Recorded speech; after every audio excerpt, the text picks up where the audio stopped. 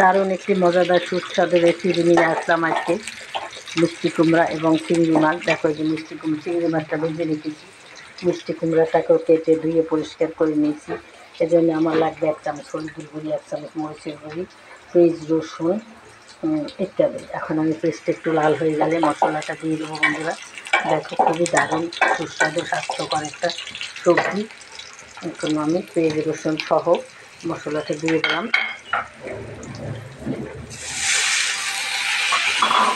এখন আমি সুন্দর করে কষিয়ে নেব।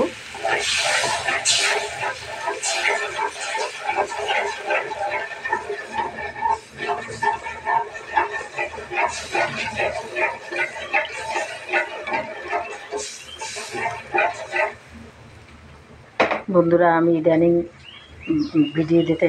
ভালো করে ভিডিও দিতে পারছি না, কারণ যেখানে আসছি সেখানে এত নেট পাওয়া যায় না। নতুন ফ্ল্যাটে নতুন বাড়ি করছে আমার মেয়ে, সেখানে আসছে, সেই জন্যে একটু দিতে পারছি না। সেই জন্য আমি দুঃখিত বন্ধুরা। আমি পরে নিয়ম মতো সব ভিডিও দিব এবং ছাড়বো এবং তোমাদের কমেন্টের উত্তর দেব। অনেক বন্ধুদের কমেন্টের উত্তর দিতে পারি না আমি একটু সমস্যার কারণে।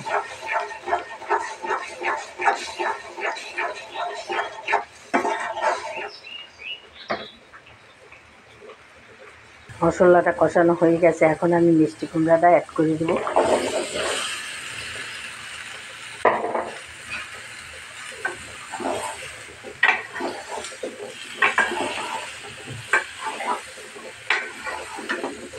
চারিদিকে অনেক বৃষ্টি হচ্ছে বন্ধুরা।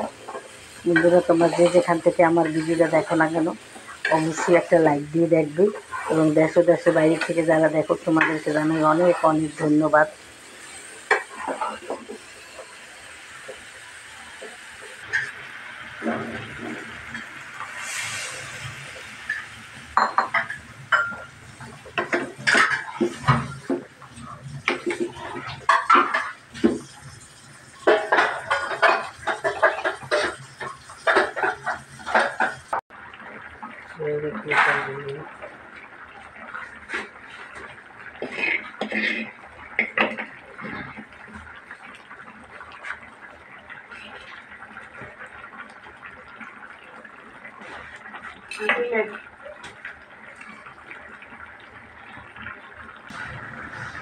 আমার রেসিপিটা বন্ধুরা প্রায় হয়ে গেছে, আমি কিছুক্ষণের মধ্যে পরিবেশন করে দেখাবো বন্ধুরা। দেখো কত লোভনীয় হয়েছে আজকের আমার এই রেসিপিটা।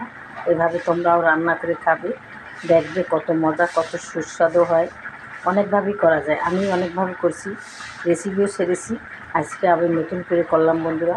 এক জায়গা থেকে এক জায়গায় আসছি, মেয়ের বাড়ি। মেয়ে নতুন ফ্ল্যাটে উঠছে, সেখানে নানান রকমের কাজকর্ম, ভালো করে ভিডিও ছাড়তে পারি না বন্ধুরা। একবার বলছি আবার বলতেছি, আমাকে ক্ষমা করে দিও। তোমাদের কমেন্টের উত্তরও আমি দিতে পারছি না, সবই আমি দিব নিয়মিত।